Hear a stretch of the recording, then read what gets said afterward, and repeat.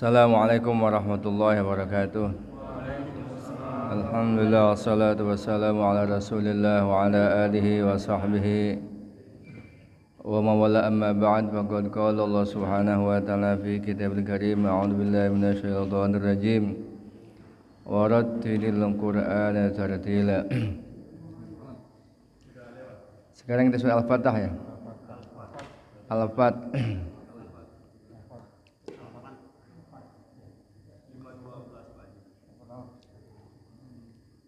Surahnya yang ke-48, halamannya 512, juznya juz yang ke-26. Sudah ketemu Pak? Al-Fat ya? Sudah ketemu Pak ya? A'udzu billahi minasy syaithanir rajim.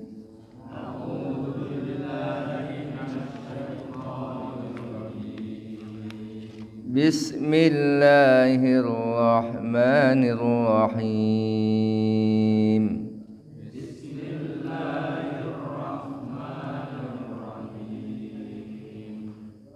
Inna fatahna laka fatham mubina.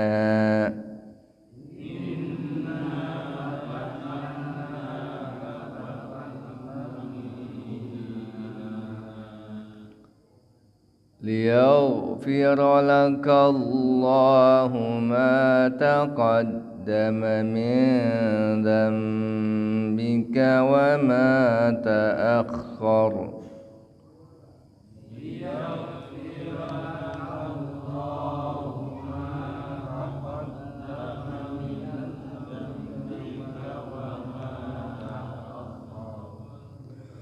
وما تأخر ويتم نعمته عليك ويهديك صراطا مستقيما.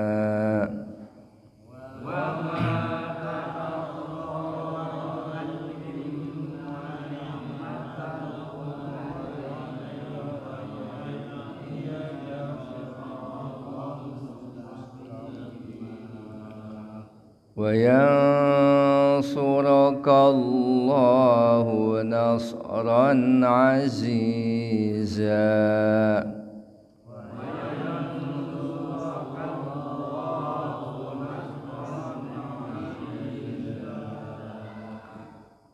هو الذي أنزل السكينة في قلوب المؤمنين ليزدادوا إيمانا مع إيمانهم.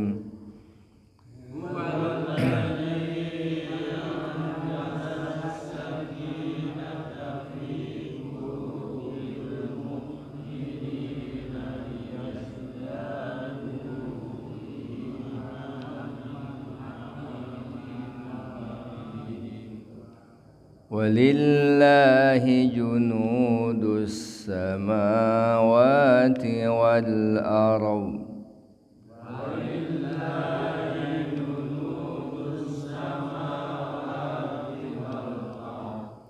وكان الله عليما حكيما.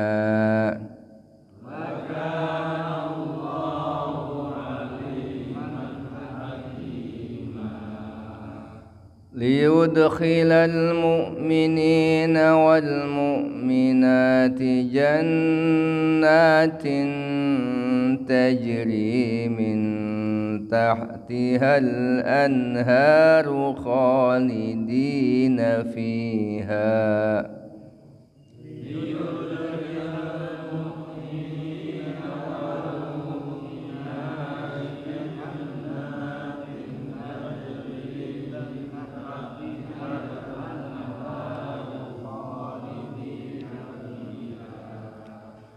خالدين فيها ويكفر عنهم سيئاتهم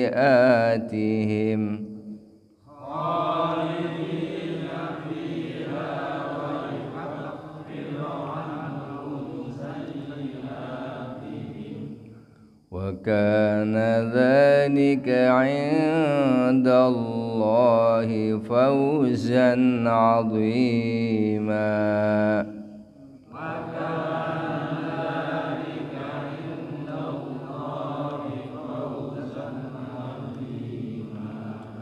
ويعذب المنافقين والمنافقات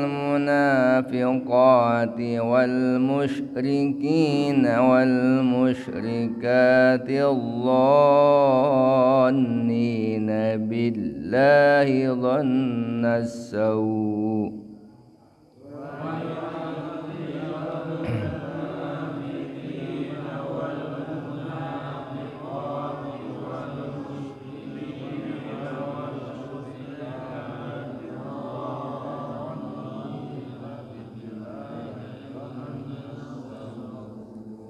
عليهم دائرة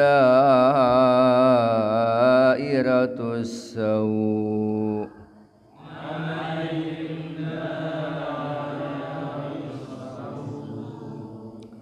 وغضب الله عليهم ولعنهم وأعد لهم جهنم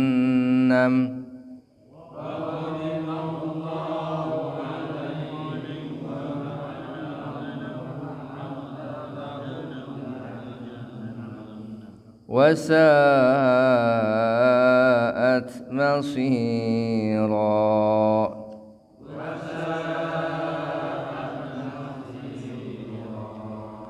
ولله جنود السماوات والأرض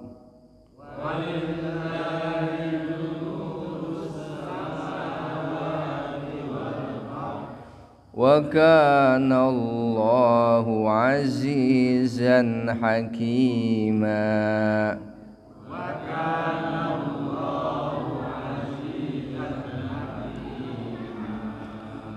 إنا أرسلناك شاهدا ومبشرا ونذيرا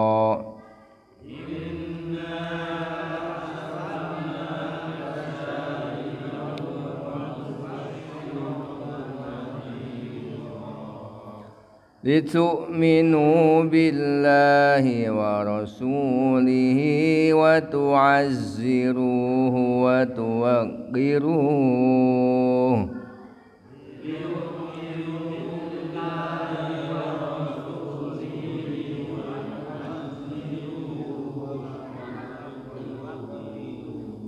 وتسبحوه بكرة وأصيلا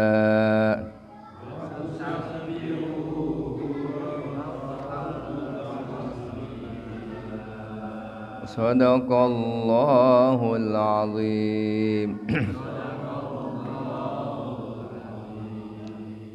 Bismillahirrahmanirrahim. Al-Fatihah artinya atau sebab artinya surat kemenangan.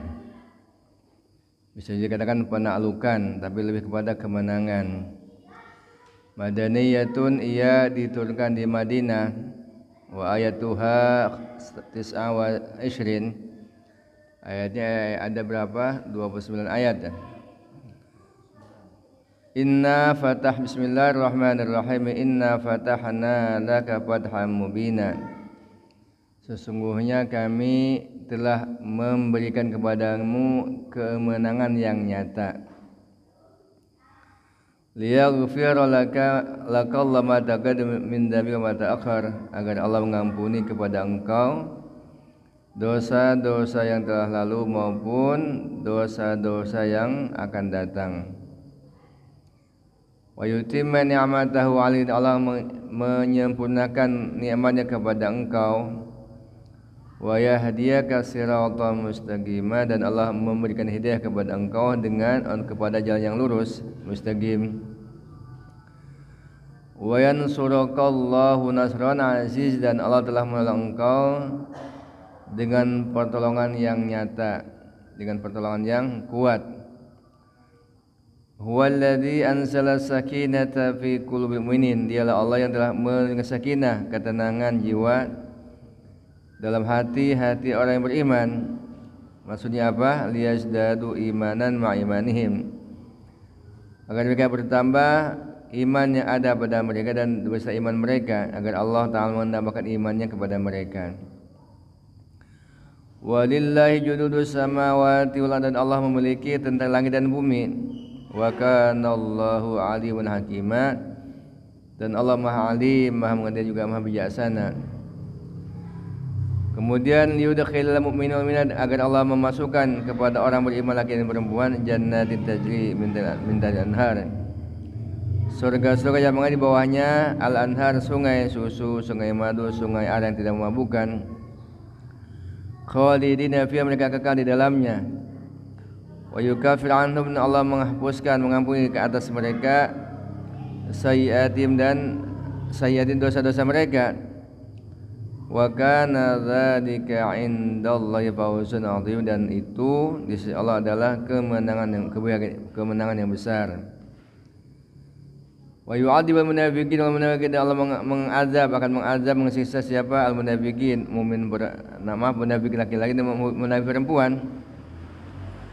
Wal musyrikin, dan orang musyrik laki dan musyrik perempuan. Allahina billahi yadhunnasaw, yang telah menyangka kepada Allah dengan prasangka yang buruk. Alaihim dairatus sau, pada mereka dikelilingi adab yang luar biasa, adab yang sangat buruk. Wa ghadiballahu anna, Allah murka ke atas mereka. Wa la'anahum, Allah mengutuk mereka. Wa a'adda lahum jahannam, Allah menyiapkan buat mereka jahannam, neraka jahannam. Wa sa'at, itu ada seburuk-buruk tempat kembali atau tempat tinggal. Walillahi junudus samawati wal ardi, Allah memiliki tentang langit dan bumi. Wa kana Allahu azizan hakima, dan Allah Ta'ala keadaannya maha mulia, maha kuat, maha bijaksana. Inna arsalnaka syahidan, kami telah mengutus engkau Muhammad syahidan sebagai saksi buat makhluk. Wa basyiran, dan pemberi gambar gembira buat orang mukmin. Wa nadhir, dan pemberi peringatan buat orang yang kafir. Litu'minu billahi wa rasulih, agar kalian iman kepada Allah dan Rasulnya. Wa tu'azziru, dan memuliakannya. Wa tu'azziru, juga menghormati, mengagungkannya. Wa tusabbihu, agar kalian mensucikannya, bertasbih kepada Allah bukrata wa asil, setiap pagi dan petang. Rahimakumullah. Kalau saya harfiah terjemah seperti itu. Tapi yang dimaksud ini adalah kenapa Allah Ta'ala menyebut suratnya di surat Al-Fatihah ada surat kemenangan. Surat kemenangan. Padahal yang populer apa? Yang paling populer kemenangan adalah penaklukan kota Mekah pada tahun ke-10 Hijrah. Ekspansi penaklukan kota Mekah itu yang mana orang-orang Mekah mereka takluk di bawah telapak kaki sahabat-sahabat Nabi SAW, di bawah Rasulullah SAW. Iya, itu masyhur. Masyhur karena biasanya identik sebuah perjuangan, apa yang dengan peperangan adalah ketika seseorang atau satu kaum mengalahkan musuhnya atau menaklukkan musuhnya. Tapi ajib di sini Allah menyampaikan pada ini terjadi pada tahun apa? Pada tahun Hudaybiyah. Pada perjanjian Hudaybiyah. Apa kata Allah? Sungguh kami telah memberi kepada engkau dengan kemenangan yang nyata.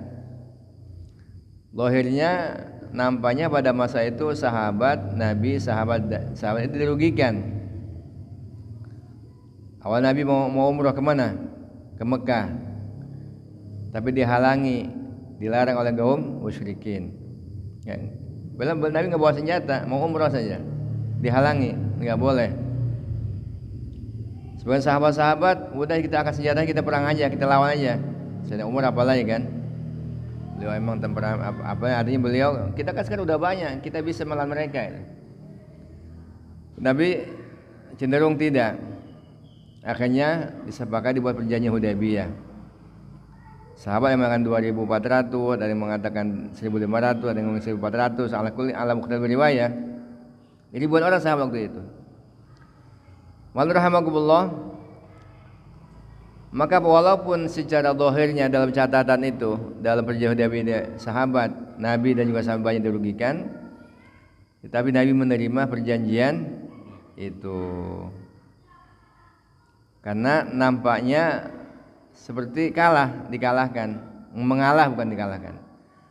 Tapi hakikatnya justru Allah firmankan, inna fatahna laka fathan mubina. Wallahu. Jadi kami, kata Allah, memberikan kepada engkau kemenangan yang nyata, kemenangan yang terang, kemenangan yang jelas. Maka apa? Kenapa dikatakan demikian? Karena kata ulama begini. Jadi dalam zahirnya nampaknya sahabat itu dirugikan, Nabi dirugikan, orang Islam dirugikan. Tapi pada hakikatnya Allah menjadikan perjanjian ini adalah sebuah kemenangan. Dilihat dari sisi bi'tibari ma fihi minal maslahah wa ma'lil amr. Di mana dilihat dari sisi kemaslahatan kepada sahabat-sahabat Nabi, kepada Islam. Ibnu Mas'ud mengatakan bahwasanya innakum ta'uduna la fatah Makkah, kalian mengira bahwasanya yang mau putuh itu putuh Mekah. Wa nahnu na'udu pada sulh Hudaybiyah. Kami menyangka bahwasanya putuh itu adalah pada sulh Hudaybiyah, perjanjian Hudaybiyah. Itu kata Ibnu Mas'ud. Dua sahabat yang lain, bahkan kata Jabir radhiyallahu anhu, ma kunna nalfata illa yaumul Hudaybiyah. Kami tidak mengira sebuah kemenangan yang besar kecuali pada perjanjian Hudaybiyah. Na'udul pada sulh Hudaybiyah, kami mengira bahwasanya perjanjian Hudaybiyah lah yang dikatakan dengan al-futuh, dengan kemenangan. Sahabat ini mengatakan, wa qad kana fatu an Makkah wa nahnu al-fatah bi'at ridwan Hudaybiyah. Kebanyakan orang-orang mengira putuh itu putuh Mekah. Kami meyakini bahwasanya putuh yang hakiki adalah bai'at ridwan yaumul Hudaybiyah, itu perjanjian ar-ridwan pada hari Hudaybiyah. Pada hari Hudaybiyah. Beliau katakan kami bersama Rasulullah SAW ada 1.400 orang, ada mana 2.400. Apa? Yang mana pada masa itu sahabat berkumpul di sana menunggu kabar delegasi yang dikirim oleh Nabi, boleh apa tidak masuk ke Mekah? Enggak boleh, hanya apa Nabi tadi sahabat agak berat. Jumlah udah banyak kan, 2.000-an orang, masa mau ngalah aja gitu, mau ibadah dilarang kan begitu. Sampai Nabi itu sempat bingung gimana cara agar sahabat itu mau ikut arahan Nabi. Maka beliau datang kepada Ummu Salamah radhiyallahu anha. Ummu Salamah mengatakan, wahai Rasulullah, sahabat engkau itu sangat mengikuti apa yang engkau kerjakan. Udah sekarang engkau potong rambut, tahalul kan, kemudian engkau potong dam. Udah engkau potong rambut engkau sebagai tanda tahalul, kemudian engkau potong al-hadyu, yaitu binatang, sebagai tanda dam, karena enggak boleh masuk ke Mekah. Maka Nabi pun hanya menyuruh orang untuk potong rambut. Ayahnya sama-sama pun pada potong rambutnya, kemudian mereka pada potong hadyunya, damnya. Lalu rahmatullah, artinya sahabat sangat berat. Dalam artinya apa? Kita mau ibadah dilarang. Kita kan orang Mekah juga ya, sebagian besar maksudnya pada masa itu. Udah kita lawan aja, demo aja kalau bahasa sekarang. Tapi Nabi tidak, lebih memilih perjanjian Hudaybiyah. Di antara perjanjian Hudaybiyah yang zahirnya merugikan seperti ini.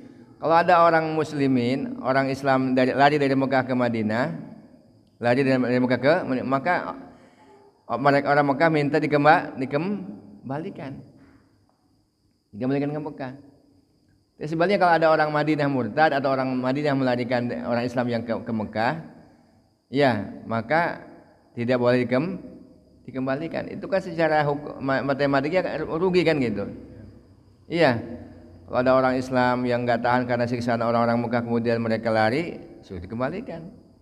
Bahkan sahabat yang lari hanya dikembalikan, hanya membuat semacam kumpulan Abu Basir di antaranya, sampai beliau meninggal dunia nggak sempat datang ke Madinah, nggak mau juga balik ke Mekah. Kenapa nggak tahan dengan siksaan kaum musyrikin di Mekah? Malu rahmatullah, ya itulah. Jadi keadaan damai. Walaupun zahirnya mungkin ada beberapa item yang merugikan kaum muslimin, tapi kalau di situ bisa dakwah, bisa ta'lim, bisa zikir ibadah, bisa khidmat, itu akan lebih baik daripada kondisi terjadi peperangan, pertikaian yang mana akhirnya apa? Dakwah alam haji nubuahnya enggak terwujud begitu. Enggak terwujud. Maka rahmatullah, maka udah apa? Maka salah satu Allah Ta'ala memberikan kemenangan kepada Nabi atau menyebut al-futuh, maka disebut futuh yang hakiki atau yang asli atau futuh yang luar biasa, karena Allah Ta'ala mengampuni dosa-dosa Nabi yang lalu maupun yang akan datang. Secara umum sebetulnya ada amal kalau dikerjakan maka Allah akan ampuni dosa akan datang. Di antaranya apa? Tarawih, iya. Man qoma ramadhana imanan ghufir lahu ma taqaddama dambi. Juga man shoma ramadhana imanan ghufir lahu ma taqaddama. Orang yang puasa siang harinya bulan Ramadan karena iman dan ihtisab maka diampuni dosa yang telah lalu. Orang yang sholat tarawih bangun malam waktu bulan Ramadan dengan iman ihtisab pun Allah akan ampuni dosa-dosa yang telah lalu, iya. Ada amal-amal di antaranya itu puasa Ramadan dan juga qiyam atau sholat di bulan Ramadan, sholat malam. Tapi ini kalau ini spesial buat Nabi SAW, artinya karena Nabi bisa menahan hawa nafsunya, bisa mengendalikan sahabat-sahabatnya, bisa mengalah dalam kondisi itu, bisa menerima perjanjian Hudaybiyah, maka akhirnya Allah Ta'ala memberikan anugerah, ya Allah mengampuni dosa yang maupun yang akan datang, plus Allah sempurnakan nikmatnya. Dan Allah bimbing kepada Nabi dengan arahan jalan yang lurus. Dan wa yansurukallahu nasran, Allah menolong kepada Nabi dengan pertolongan yang kuat. Pertolongan yang kuat. Alhamdulillah. Karena setelah kejadian itu maka akhirnya terjadi ada komunikasi. Artinya karena perjanjian damai, hanya orang-orang Mekah dan Madinah bisa komunikasi. Walaupun waktu itu sebagian belum Islam.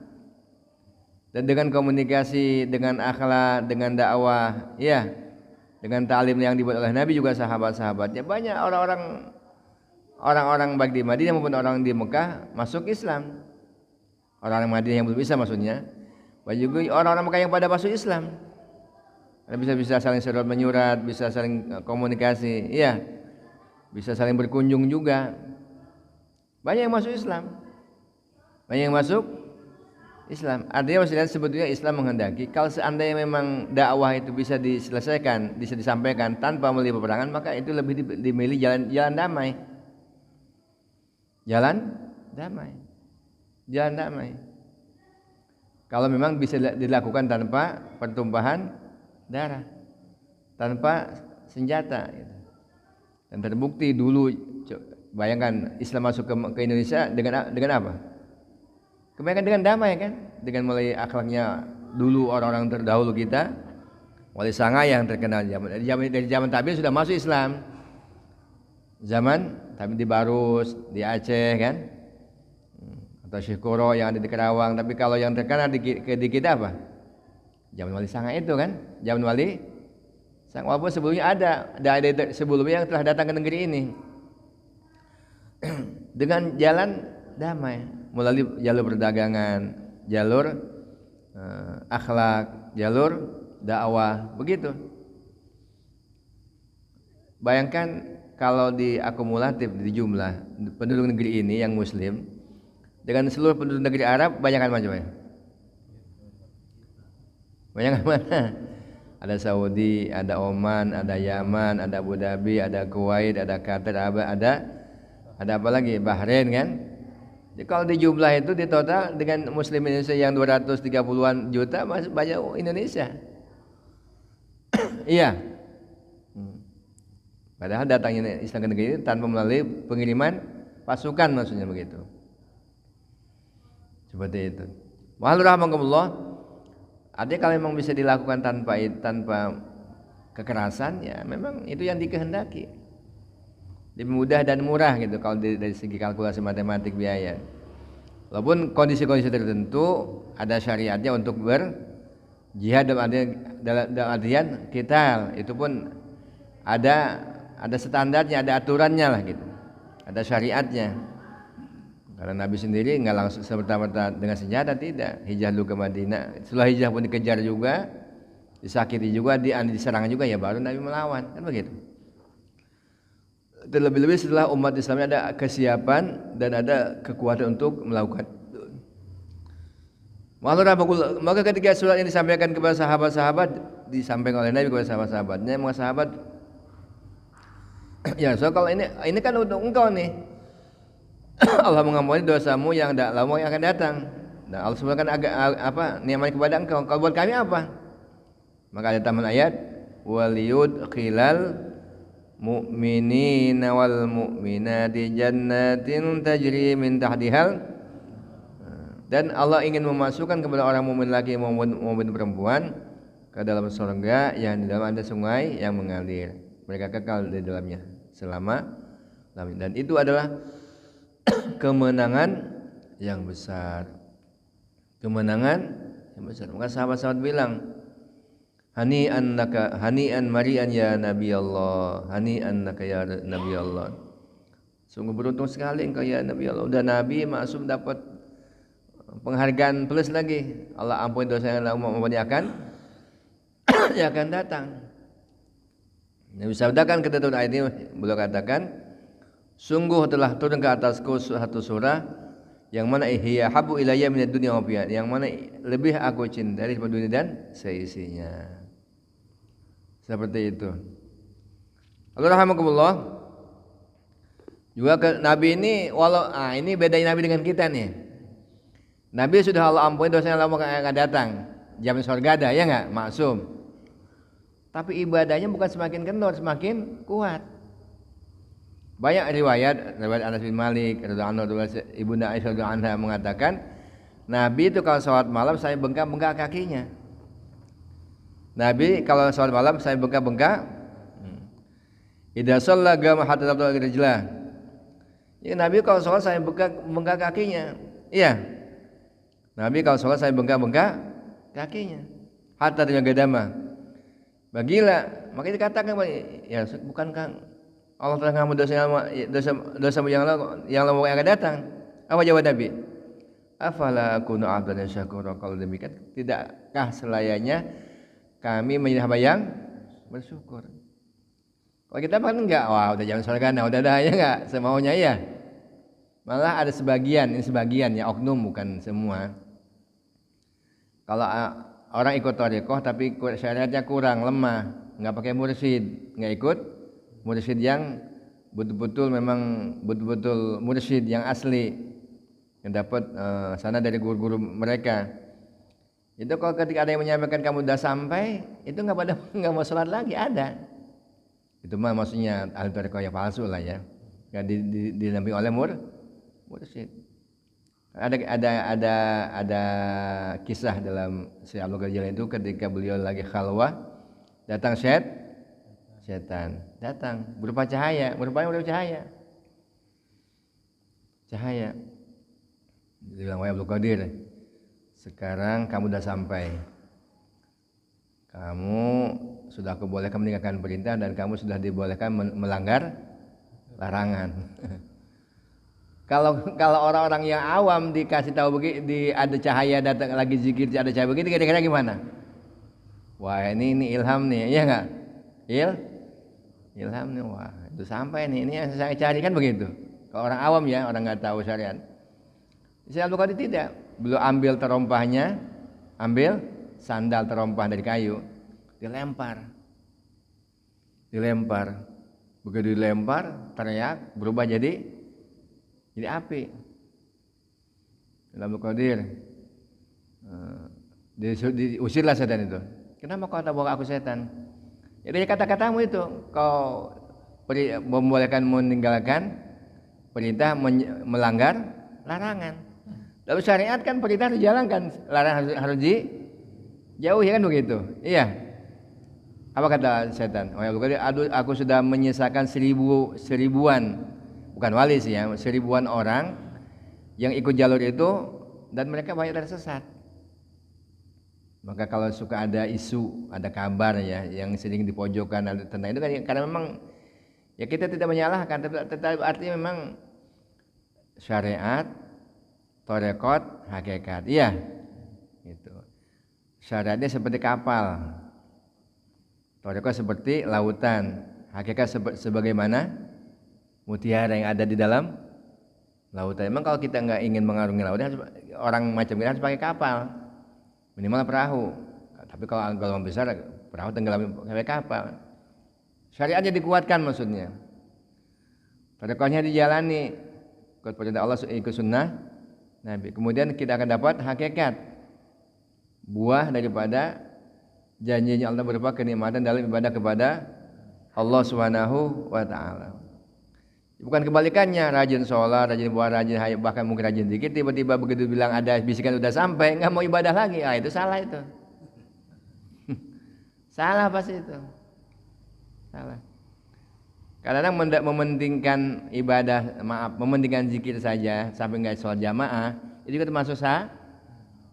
Orang tidak ada tarekat yang lebih dekat, yang lebih sempurna melalui tarekat Nabi. Nabi sehebat-hebatnya orang yang mendekati kepada Allah, tapi beliau juga sahabatnya senantiasa menjaga salat sampai ada dalam Islam, dalam Al-Quran tanda salat syiddatul khauf kan. Dalam kondisi perang pun, kondisi ketakutan pun diajarkan cara sholatnya itu. Apalagi dalam kondisi aman kan begitu.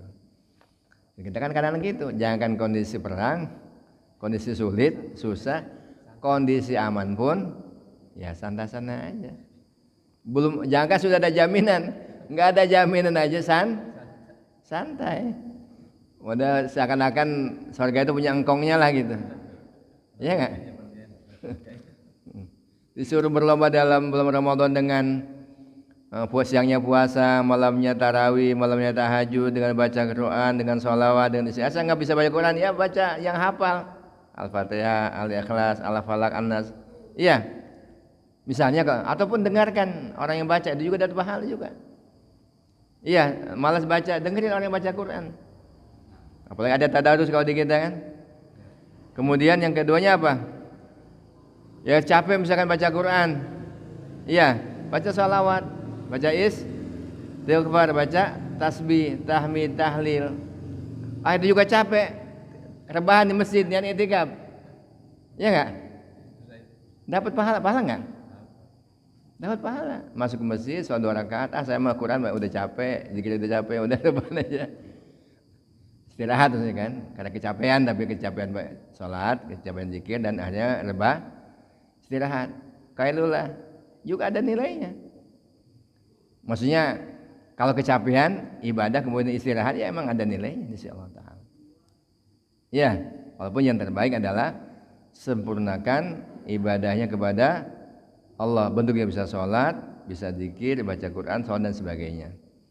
Terakhir baru ya rebahan. Kalau lagi i'tikaf seperti itu. Walhamdulillah. Allahu Akbar. Sebenarnya agak panjang nih tentang ini sekalian. Kemudian Allah Ta'ala juga turunkan sakinah kepada hati orang beriman. Maksudnya apa Allah turunkan sakinah? Agar iman yang ada dalam diri mereka semakin kuat, semakin bertambah. Iya. Dan sebetulnya kata Allah, Allah memiliki tentang langit dan bumi. Artinya Allah mampu saja menurunkan malaikatnya untuk membantu orang Islam ketika di Hudaybiyah agar menghancurkan orang-orang bisa saja. Tapi ada hikmah ilahiyah, hikmah Allah Ta'ala, Allah tidak lakukan itu. Waktu butuh makan enggak Allah lakukan itu. Kecuali di Badar kan, di Badar Allah turunkan malaikat. Turunkan malaikat yang membantu sahabat-sahabat ini dalam perjuangan mereka. Di dalam peperangan yang lain, artinya tidak termasuk waktu Hudaybiyah Allah tidak lakukan itu. Itu pun atas hikmah dari Allah Subhanahu wa Ta'ala. Kemudian rahmatullah. Ya apa? Ya Allah ingin masuk ke orang mukmin laki dan perempuan ke dalam surga, kemudian Allah menghapuskan dosa-dosa mereka juga.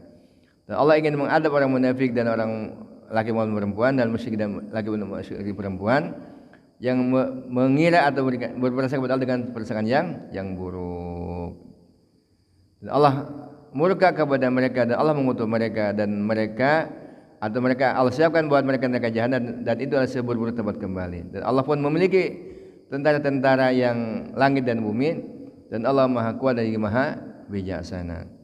Dan Allah firmankan bahwa sesungguhnya kami mengutus engkau syahidan untuk saksi buat makhluk-makhluknya. Semua makhluknya, nanti semua manusia Bapak sekalian. Semua dari zaman Nabi Adam sampai hari kiamat, maka Nabi diminta untuk menjadi saksi. Litakunu syuhada'a 'alan nas wa yakuna syahida.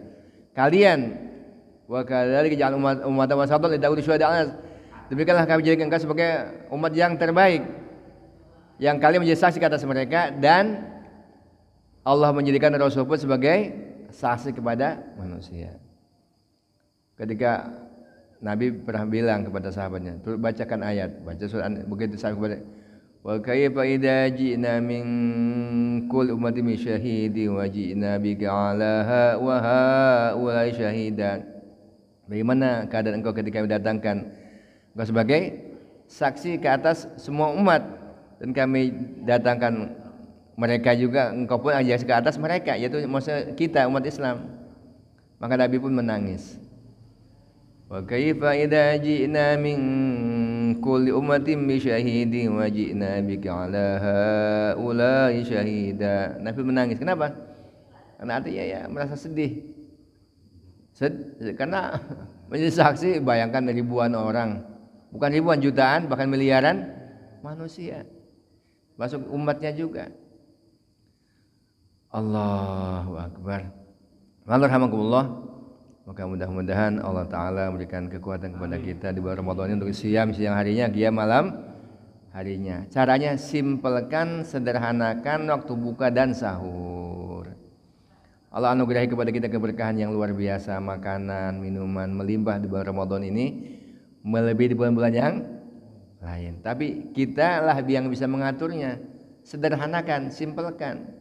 Cukup minum kurma 3 biji, mungkin teh ataupun air hangat 1-2 gelas, lepas itu qobliyah dulu, fardu, jamaah, kemudian ba'diyah, kemudian ya kalau bisa tasbih atau ba'diyah atau awabin. Iya. Nanti habis isya makannya. Bisa? Bisa sebetulnya. Cuman kadang-kadang nafsu ini kalah kita. Kalah lawan nafsu kita. Korma 1 biji, lontong dihajar, es kolak semua. Bawa berkat juga pulang ke rumah. Masya Allah. Ya nggak apa-apa sebetulnya. Cuman artinya sebetulnya kalau kita bagi, katakanlah waktu bagi 1 jam lah, dari jam 6.15 sampai jam 7.30 kan misalnya. Maka kata setengah jam buat kita iftar dan juga pas makan besar, kemudian setengah jam buat ibadah kepada Allah. Karena ihya amal isyain, menghidupkan antara maghrib dan isya itu luar biasa.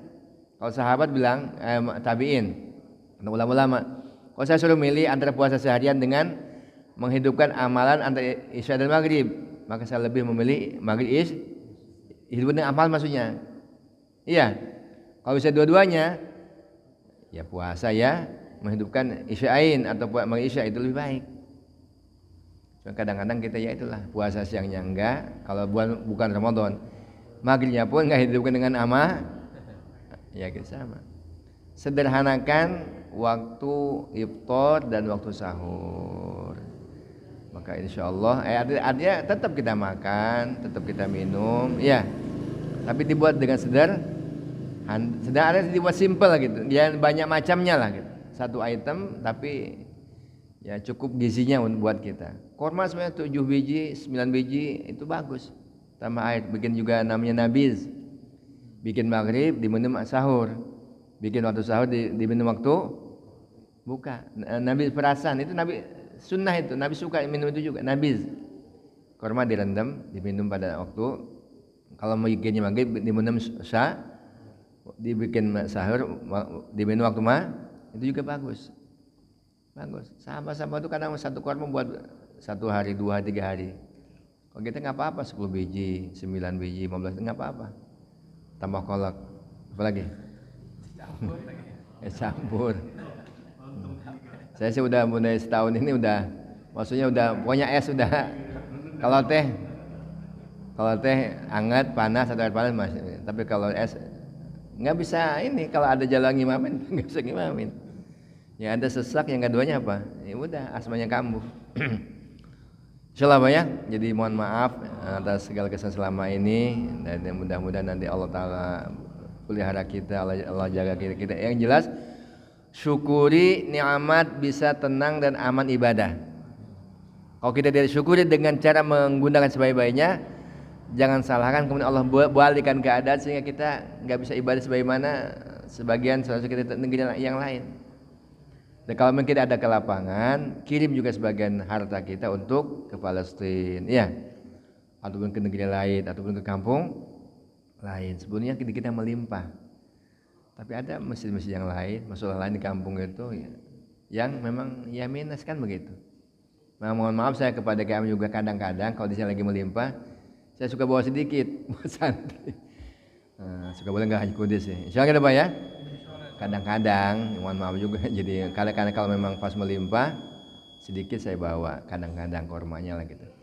Maka mudah-mudahan Allah Taala mudahkan segalanya, insyaallah Pak ya. Dan nggak ada isbat kan? Nggak ada kan? Ada lagi isbat kan? Hah? Selasa puasa. Oh Selasa ya. Kira mau tanya ini. Tarawih. Insyaallah ya. Subhanallah. Assalamualaikum warahmatullahi wabarakatuh.